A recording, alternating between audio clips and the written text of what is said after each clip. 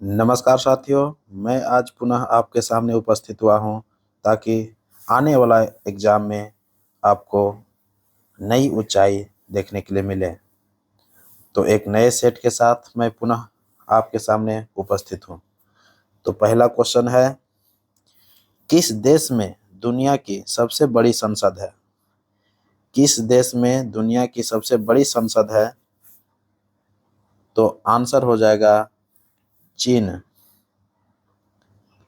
यहाँ पर संसद लिख लीजिएगा आप लोग, सांसद लिखा गया है, ये हो जाएगा संसद। तो किस देश में दुनिया की सबसे बड़ी संसद है? तो चीन में दुनिया की सबसे बड़ी संसद है। हाल ही में चीन में एक चुनाव में, संसद का जब चुनाव हुआ तो उसमें पाया गया कि वहाँ जो संसद का जो सदस्य है वो 2980 सदस्य है। चीन के संसद में कितने सदस्य हैं?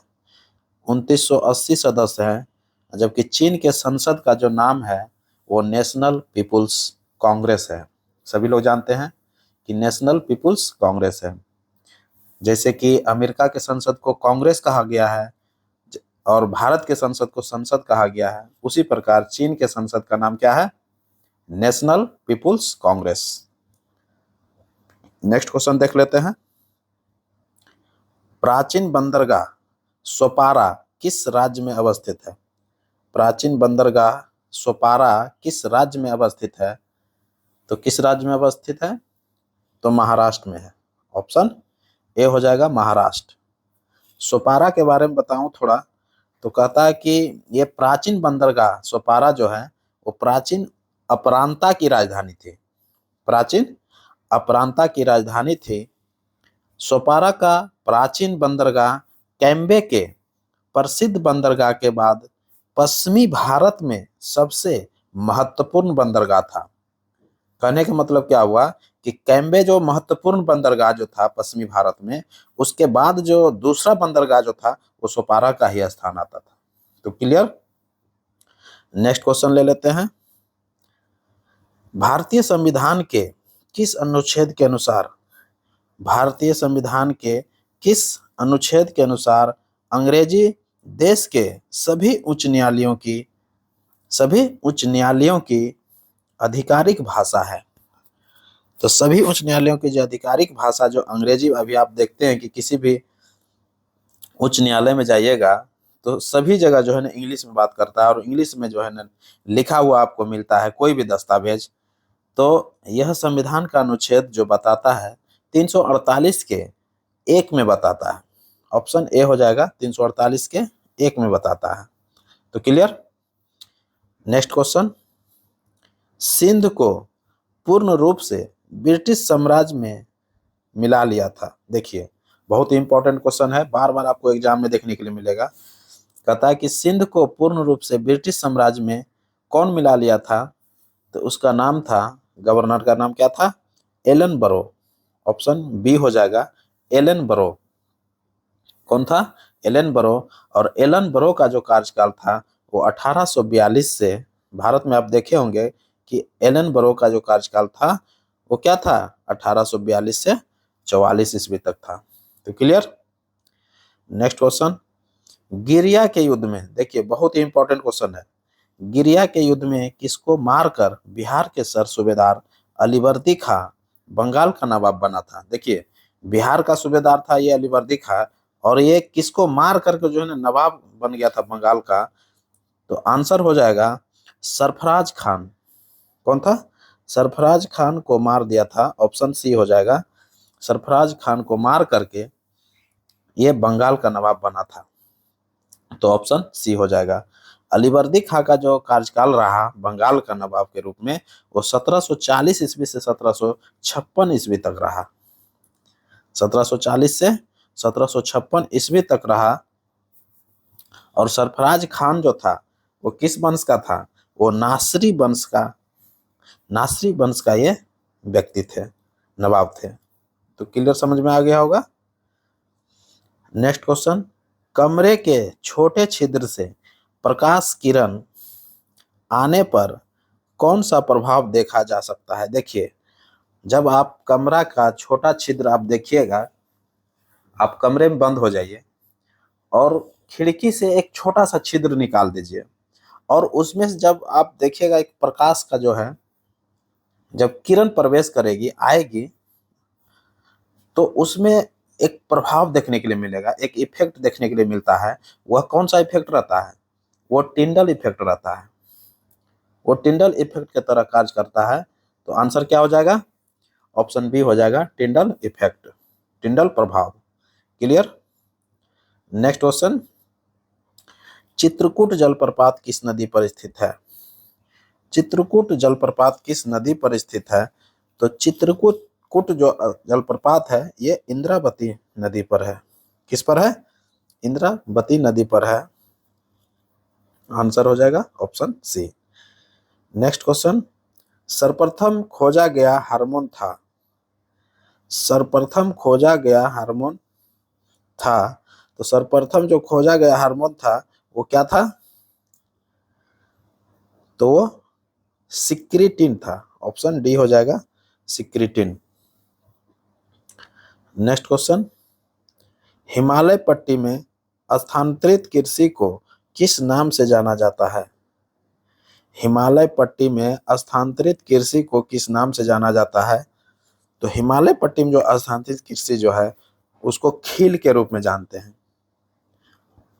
ऑप्शन डी हो जाएगा, खील।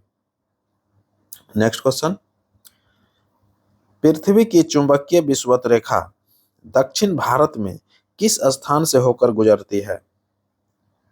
पृथ्वी की चुंबकीय विषुवत रेखा दक्षिण भारत में किस स्थान से होकर गुजरती है?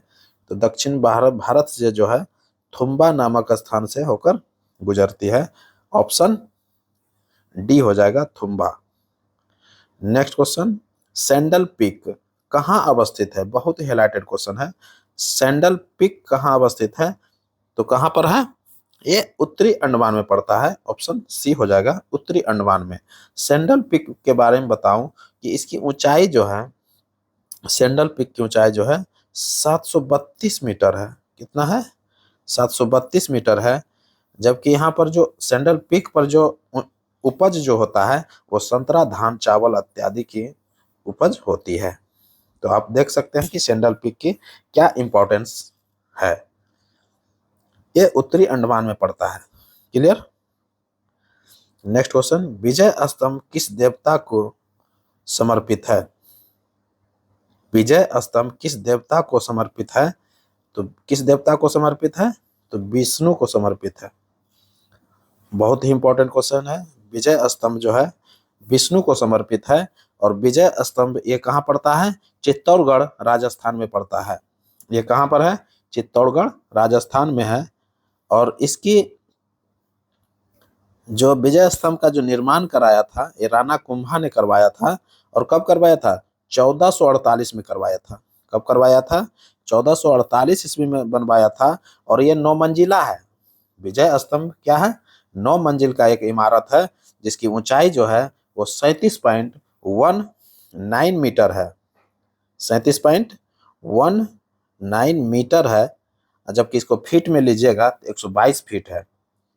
कितना है? 122 फीट ऊंचाई इसका है। किसका? विजय स्तंभ का, जिसका निर्माण राणा कुंभा ने करवाया था। और राणा कुंभा ने किस लिए निर्माण करवाया था? बहुत ही इंपॉर्टेंट क्वेश्चन है। महमूद खिलजी के मालवा और गुजरात के सल्तनत के संयुक्त सेना को पराजित करने के उपलक्ष्य में बनाया था। तो आप समझ सकते हैं, महमूद खिलजी के मालवा का जो शासक थे और गुजरात का सल्तनत संयुक्त सेना दोनों मिल करके राणा कुंभा के साथ युद्ध किया था और राणा कुंभा ने इसे पराजित कर दिया था। और इसी खुशी में, इसी उपलक्ष्य में जो है विजय स्तंभ बनवाया था। कहाँ पर? चित्तौड़गढ़ में। चित्तौड़गढ़ पर कब बनाया था? 1448 ईस्वी में बनाया था, जो कि 9 मंजिला इमारत है जिसकी ऊंचाई 122 फीट है। तो clear? Next question, the Test of My Life किसकी आत्मकथा है? The Test of My Life किसकी आत्मकथा है? किसकी कर लीजिएगा, इसकी कोई दिक्कत नहीं है। The Test of My Life किसकी आत्मकथा है? तो सभी लोग जानते हैं युवराज सिंह का है। ऑप्शन सी हो जाएगा युवराज सिंह। नेक्स्ट क्वेश्चन देख लेते हैं। कौन मास्टर ग्रंथि कहलाती है? देखिए बहुत ही इंपॉर्टेंट क्वेश्चन और बार बार आपको एग्जाम में देखने के लिए मिलेगा। कहता है कि कौन मास्टर ग्रंथि कहलाती है? तो मास्टर ग्रंथि जो है वो पीयूष ग्रंथि को कहते हैं। तो ऑप्शन ए हो जाएगा पीयूष ग्रंथि। नेक्स्ट क्वेश्चन, भारत में 4G सेवा, देखिए बहुत ही इंपॉर्टेंट हाइलाइटेड क्वेश्चन है।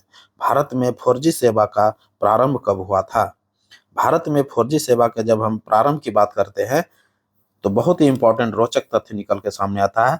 2012 में प्रारंभ हुआ था। कब हुआ था? 2012 में। ऑप्शन ए हो जाएगा। जब 4G की चर्चा कर रहे हैं तो 4G जो है सर्वप्रथम जो चालू हुआ था वो पूरे वर्ल्ड में 14 दिसंबर को, कब? 14 दिसंबर को 2009 में चालू हुआ था, जबकि भारत में 2012 में आया था। भारत में कब चालू हुआ था? 2012 में। जबकि वर्ल्ड की बात करेंगे तो 2009 में चालू हुआ था। और 2009 में जब चालू हुआ था तो कहाँ से कहाँ चालू हुआ था? स्वीडन की राजधानी स्टॉकहोम से नॉर्वे की राजधानी ओस्लो के बीच प्रारंभ किया गया था। और कंपनी का नाम क्या था? टेलिया सोनेरा कंपनी प्रारंभ किया था ये 4G सेवा। कौन कंपनी किया था? टेलिया सोनेरा कंपनी था, वही प्रारंभ किया था। कहाँ से कहाँ तक के बीच? स्टॉकहोम से ओस्लो के बीच। स्टॉकहोम जान रहे हैं स्वीडन की राजधानी है और नॉर्वे की राजधानी ओस्लो है, वहीं से प्रारंभ किया था। तो क्लियर? इसी कड़ी में हम 3G की भी बात कर ले। 3G जो है भारत में कब प्रारंभ हुआ था? तो 2008 में प्रारंभ हुआ था। कब प्रारंभ हुआ था? 3G 2008 में प्रारंभ हुआ था। जबकि 5G की चर्चा करेंगे तो 5G जो है भारत में प्रारंभ हुआ था 1 अक्टूबर 2022 ईस्वी को, और नरेंद्र मोदी जी इनके प्रारंभ करता थे। उन्होंने ही इनको प्रारंभ लॉन्च किया था। तो क्लियर आप लोग समझ गए होंगे 5G के बारे में, 3G के बारे में और 4G के बारे में। ये भारत की चर्चा हो रहा था। तो भारत में 3G 2008 में लाया गया, जबकि 4G 2012 में लाया गया, जबकि 5G 2022 में लाया गया। तो क्लियर? 6G की चर्चा ट्रायल चल रहा है, आप देखिए कब तक 6G लॉन्च हो सकता है। और जब विश्व की बात करें और जब वर्ल्ड की बात करते हैं तो वर्ल्ड में जो है 5G नेटवर्क जो है सबसे पहले दक्षिण कोरिया ने लॉन्च किया था। विश्व में सबसे पहले 5G नेटवर्क जो चालू किया था वो कौन किया था? दक्षिण कोरिया ने किया था। और कंपनी दक्षिण कोरिया का जो कंपनी था वो SK टेलीकॉम था। कौन था? SK टेलीकॉम, जो कि अप्रैल 2019 में चालू किया है। 5G जो है नेटवर्क दक्षिण कोरिया कब चालू किया था? अप्रैल 2019 में चालू किया था। और कौन किया था? SK टेलीकॉम ने किया था। दक्षिण कोरिया की एक कंपनी है। तो आप लोग क्लियरली रूप से अब समझ गए होंगे। अब नेक्स्ट क्वेश्चन की ओर बढ़ते हैं हम। नेक्स्ट क्वेश्चन है डोलड्रम कटिबंध कहाँ स्थित है? डोलड्रम कटिबंध कहाँ स्थित है? तो डोलड्रम कटिबंध जो है भूमध्य रेखा के निकट स्थित है। ऑप्शन सी हो जाएगा, भूमध्य रेखा के निकट। नेक्स्ट क्वेश्चन, ह्यूमस किसका एक प्रकार है? ह्यूमस किसका एक प्रकार है? तो मृदा में क्षयमान जैव इसी का एक प्रकार है। तो ऑप्शन सी हो जाएगा। नेक्स्ट क्वेश्चन, समुद्र में पादप कितनी गहराई तक प्रतिबंधित होते हैं? देखिए बहुत इंपॉर्टेंट है। समुद्र में पादप कितनी गहराई तक प्रतिबंधित होते हैं? तो 200 मीटर इसका आंसर हो जाएगा। क्या हो जाएगा? 200 मीटर। ऑप्शन ए हो जाएगा 200 मीटर। नेक्स्ट क्वेश्चन ले लेते हैं। अधिक ठंडे क्षेत्रों में रहने वाले, देखिए बहुत इंपॉर्टेंट क्वेश्चन है, अधिक ठंडे क्षेत्रों में रहने वाले जंतुओं का फर उनके किस काम आते हैं? देखिए जो जंतुओं का जो फर होता है उनका किस काम आता है? तो क्या करते हैं? फर वायु को फंसा करके उन्हें गर्म रखता है। वायु को फंसाकर उन्हें क्या करता है? गर्म रखता है। ऑप्शन डी हो जाएगा। नेक्स्ट क्वेश्चन, किसी नदी में देखिए बहुत इंपॉर्टेंट, आजकल यही सब क्वेश्चन देखने के लिए मिल रहा है एग्जाम में दोस्तों। इसलिए ये देखिए, किसी नदी में मछलियों का ना रहना किस बात का सूचक है। देखिए, कोई भी नदी है और उसमें मछली नहीं रह रहा है, इसका कारण क्या हो सकता है? तो प्रदूषण की बढ़ती मात्रा हो सकता है। तो आंसर हो जाएगा प्रदूषण के सभी क्षेत्र। ऑप्शन बी हो जाएगा प्रदूषण का सभी क्षेत्र। क्लियर। नेक्स्ट क्वेश्चन, किस अवधि के दौरान केंद्र सरकार के कर्मचारियों का, देखिए आजकल देखने के लिए मिल रहा है, किस अवधि के दौरान केंद्र सरकार के कर्मचारियों का वेतन कम किया जा सकता है? तो वित्तीय आपातकाल। ऑप्शन क्या हो जाएगा? ऑप्शन सी हो जाएगा, वित्तीय आपातकाल के दौरान केंद्रीय कर्मचारियों की वेतन कम किया जा सकता है। बहुत ही हाइलाइटेड क्वेश्चन है दोस्तों। नेक्स्ट क्वेश्चन, कौन पादप कोशिका में सबसे बड़ा कोशिकांग है? कौन पादप कोशिका में सबसे बड़ा कोशिकांग है? तो सबसे बड़ा जो कोशिकांग है वो कौन है? प्लास्टिड्स है। ऑप्शन बी हो जाएगा प्लास्टिड्स। प्लास्टिड्स को ही आप क्लोरोप्लास्ट के नाम से जानते हैं। प्लास्टिड्स को ही क्या बोलते हैं? क्लोरोप्लास्ट बोलते हैं। क्लियर। नेक्स्ट क्वेश्चन, दुर्रे दुर्रानी, देखिए बहुत ही इंपॉर्टेंट क्वेश्चन है। दुर्रे दुर्रानी या युग का मोती के नाम से किस शासक को जाना जाता है? तो किस शासक को जाना जाता है दुर्रे दुर्रानी के रूप में? तो अहमद शाह अब्दाली। ये अहमद शाह अब्दाली को दुर्रे दुर्रानी या युग का मोती के नाम से जाना जाता है। क्लियर। नेक्स्ट क्वेश्चन, इंग्लैंड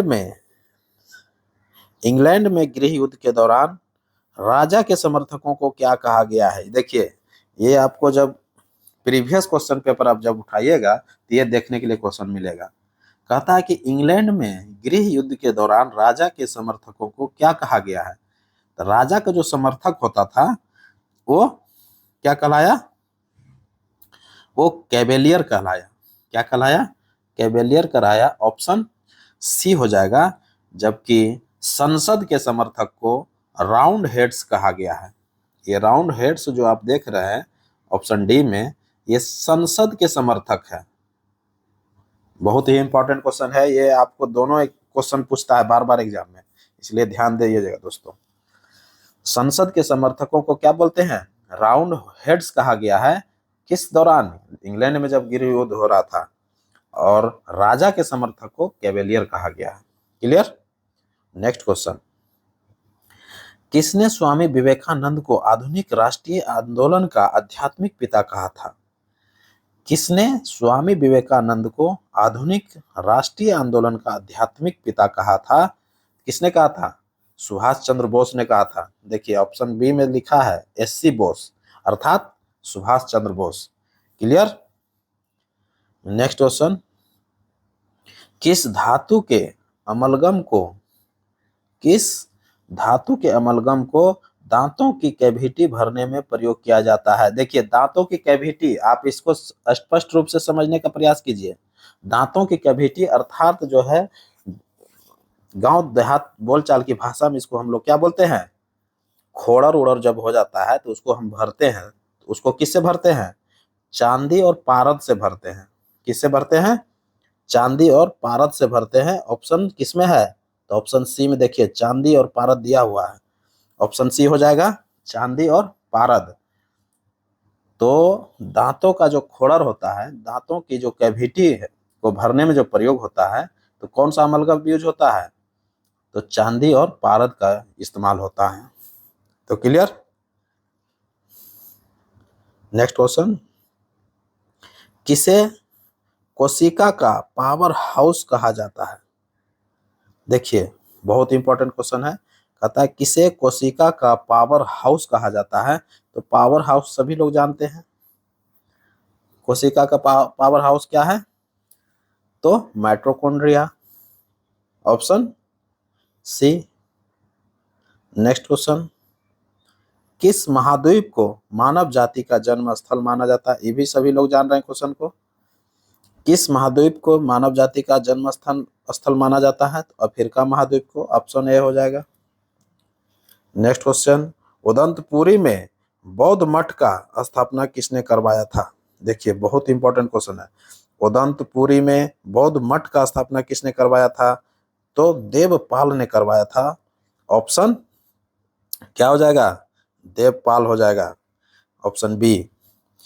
जबकि उदंतपुरी विश्वविद्यालय की स्थापना अगर पूछेगा तो कौन करेगा? गोपाल करेगा, ठीक है। और जब विक्रमशिला विश्वविद्यालय की स्थापना पूछेगा तो धर्मपाल आ जाएगा। क्लियर? नेक्स्ट क्वेश्चन, नाबार्ड की स्थापना किस समिति की सिफारिश पर की गई थी? बार बार एग्जाम में देखने के लिए मिलता है। नाबार्ड की स्थापना किस समिति की सिफारिश पर की गई थी? तो कौन सा समिति था? शिवरामन समिति था, ऑप्शन सी हो जाएगा। शिवरामन समिति के सिफारिश पर नाबार्ड का स्थापना हुआ था। तो नाबार्ड जो है वो क्या है? 12 जुलाई 1982 को इसकी स्थापना हुआ था। 12 जुलाई 1982 को इसकी स्थापना हुआ था, जिसको राष्ट्रीय कृषि और ग्रामीण विकास बैंक कहते हैं। नाबार्ड को क्या बोलते हैं? राष्ट्रीय कृषि और ग्रामीण विकास बैंक बोलते हैं, जिसको हम लोग इंग्लिश में national bank for agriculture and rural development के नाम से जानते हैं। इसका फुल फॉर्म क्या होता है? National bank for agriculture and rural development. Rural development. Clear? Next question, प्रथम विश्व युद्ध के दौरान जर्मनी ने रूस पर आक्रमण कब कर दिया था? देखिए बहुत ही हाइलाइटेड क्वेश्चन है। प्रथम विश्व युद्ध के दौरान जर्मनी ने रूस पर आक्रमण कब किया था? तो 1 अगस्त 1914 ईस्वी को रूस पर आक्रमण कर दिया था। कौन? जर्मनी ने। तो जर्मनी ने और फ्रांस पर भी आक्रमण किया था। कब किया था? 3 अगस्त 1914 ईस्वी को फ्रांस पर कर दिया था, ध्यान रखिएगा। रूस पर कब किया था? 1 अगस्त 1914 को। अब फ्रांस पर कब किया था? 3 अगस्त 1914 को। क्लियर? नेक्स्ट क्वेश्चन, कोशिका विभाजन के किस अवस्था में क्रोमोसोम अस्पष्ट दिखाई देता है? कोशिका विभाजन के किस अवस्था में क्रोमोसोम अस्पष्ट दिखाई देता है? तो मध्यावस्था में जो है क्रोमोसोम अस्पष्ट दिखाई देता है। ऑप्शन सी हो जाएगा, मध्यावस्था। क्लियर? नेक्स्ट क्वेश्चन, भारतीय राष्ट्रीय कांग्रेस ने किसकी अध्यक्षता में राष्ट्रीय नियोजन समिति का गठन किया था? देखिए बहुत इंपॉर्टेंट क्वेश्चन है। भारतीय राष्ट्रीय कांग्रेस ने किसकी अध्यक्षता में राष्ट्रीय नियोजन समिति का गठन किया था? देखिए हम पिछले बार जब एग्जाम दे रहे थे तो इसमें हम देखे थे कि राष्ट्रीय नियोजन समिति क्वेश्चन पूछा था और यही question just same to same है। तो इसका आंसर क्या हो जाएगा? जवाहरलाल नेहरू हो जाएगा। इसका आंसर क्या हो जाएगा? जवाहरलाल नेहरू। और जवाहरलाल नेहरू ने कब इसकी गठन किया था? तो 1938 ईस्वी में किया था। कब किया था? 1938 ईस्वी में। आंसर हो जाएगा ऑप्शन डी। क्वेश्चन समझ लीजिए, भारतीय राष्ट्रीय कांग्रेस ने किसकी अध्यक्षता में राष्ट्रीय नियोजन समिति का गठन किया था? तो अध्यक्षता कौन? JL नेहरू का अध्यक्षता था और 1938 में इसका गठन किया था। क्लियर?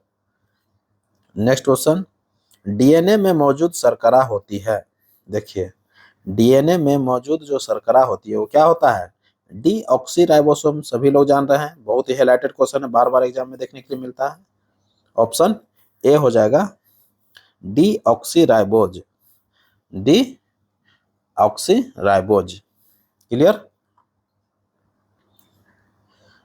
नेक्स्ट क्वेश्चन, किसने जलियांवाला बाग हत्याकांड को, देखिए किसने जलियांवाला बाग हत्याकांड को जानबूझकर की हत्या कहा था?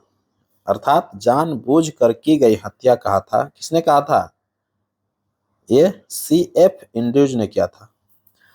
CF एंड्रयूज ने कहा था यह बात कि जलियांवाला जो बाग हत्याकांड हुआ है वो जानबूझकर किया गया हत्या था।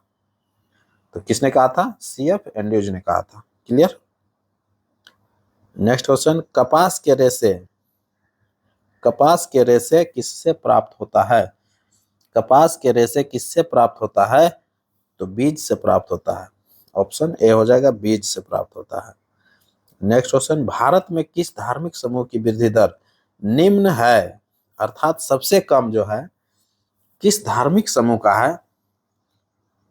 तो सभी लोग जान रहे हैं, जैन धर्म धार्मिक जो लोग है, जैन धर्म के जो लोग है, उसमें जो वृद्धि दर जो है, जनसंख्या वृद्धि दर जो है क्या है, सबसे कम है। तो ऑप्शन सी हो जाएगा। नेक्स्ट क्वेश्चन, किसको निर्जीव तथा सजीव के बीच की कड़ी भी कहा जाता है? किसको निर्जीव तथा सजीव के बीच की कड़ी भी कहा जाता है? तो विषाणु को कहा जाता है। किसको कहा जाता है? विषाणु को कहा जाता है। और यह अपना भोजन जो है स्वयं नहीं करते हैं, उनके लिए मेजबान की आवश्यकता होती है। इनके लिए क्या होता है? मेजबान की आवश्यकता होता है, यानी कि दूसरे पर यह डिपेंड करता है। Clear?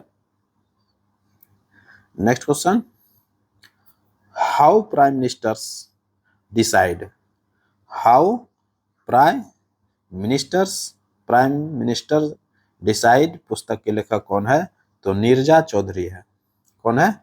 Neerja Chaudhary. Option C हो जाएगा, नीरजा चौधरी। नेक्स्ट क्वेश्चन, मौलिक अधिकारों का निलंबन कौन कर सकता है? मौलिक अधिकारों का निलंबन कौन कर सकता है? तो राष्ट्रपति कर सकता है। ऑप्शन सी हो जाएगा, मौलिक अधिकार का जो निलंबन है वो कौन कर सकता है? राष्ट्रपति कर सकता है। तो क्लियर? मनुष्य के मस्तिष्क के सबसे बाहरी झिल्ली कौन है? देखिए, बहुत ही इंपॉर्टेंट हाइलाइटेड क्वेश्चन। मनुष्य के मस्तिष्क के सबसे बाहरी झिल्ली जो है कौन है? तो ड्यूरामीटर है। ऑप्शन सी हो जाएगा, ड्यूरामीटर। क्या है? ड्यूरामीटर। नेक्स्ट क्वेश्चन, संसार का सबसे अधिक आर्द्र महाद्वीप कौन है? देखिए, संसार का सबसे अधिक आर्द्र महाद्वीप कौन है? तो आर्द्र महाद्वीप जो है कौन है? वो दक्षिण अमेरिका है। कौन है? दक्षिण अमेरिका। ऑप्शन सी हो जाएगा। Next question, Jawaharlal Nehru award से सम्मानित प्रथम व्यक्ति कौन था? तो जवाहरलाल नेहरू अवार्ड से सम्मानित प्रथम व्यक्ति जो थे यू थांट थे। कौन थे? यू थांट। नेक्स्ट क्वेश्चन, गुरु गोविंद सिंह और मुगलों के बीच युद्ध में वीरगति प्राप्त करने वाले योद्धाओं की याद में पंजाब में किस मेले का आयोजन किया गया था? किस मेले का आयोजन किया जाता है? तो किस मेले का आयोजन किया जाता है? माघी मेला का। ऑप्शन बी हो जाएगा, माघी मेला। पंचायती राज के चुनाव में राजनीतिक दलों को खुले तौर से चुनाव चिन्हों के आधार पर भाग लेने देने का सुझाव किस समिति ने दिया था? तो अशोक मेहता समिति ने दिया था। ऑप्शन सी हो जाएगा, अशोक मेहता समिति। नेक्स्ट क्वेश्चन, चुनाव के दौरान सभी चुनाव प्रचार कब रोक दिया जाता है? तो कब रोक दिया जाता है? वास्तविक मतदान से 48 घंटे पहले जो है चुनाव प्रचार रोक दिया जाता है। तो clear? Next question, investor protection fund, बहुत ही हाइलाइटेड क्वेश्चन है। इन्वेस्टर प्रोटेक्शन फंड किस संस्था ने स्थापित किया है? तो इन्वेस्टर प्रोटेक्शन फंड जो है वो सेबी ने स्थापित किया है। ऑप्शन बी हो जाएगा, सेबी। नेक्स्ट क्वेश्चन, अशोक के बोध गया और बौद्ध वृक्ष यात्रा का उल्लेख किस शिलालेख में है? अशोक के बोध गया और बौद्ध वृक्ष यात्रा का उल्लेख किस शिलालेख में है? तो कौन सा शिलालेख में है? 8वें शिलालेख में है। ऑप्शन सी हो जाएगा, 8वें शिलालेख। क्लियर?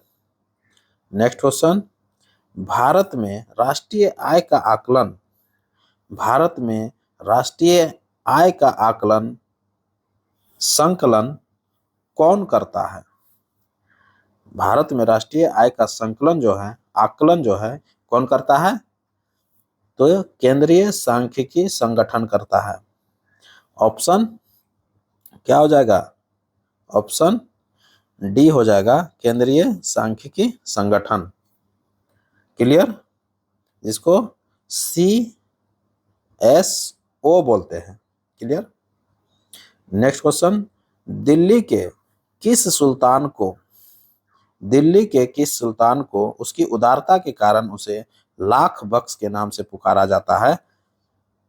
जाता था? तो आंसर हो जाएगा कुतुबुद्दीन ऐबक। ऑप्शन ए हो जाएगा, कुतुबुद्दीन ऐबक। तो इसी के साथ हमें इजाजत दीजिए, तब तक पढ़िए। नमस्कार, जय हिंद।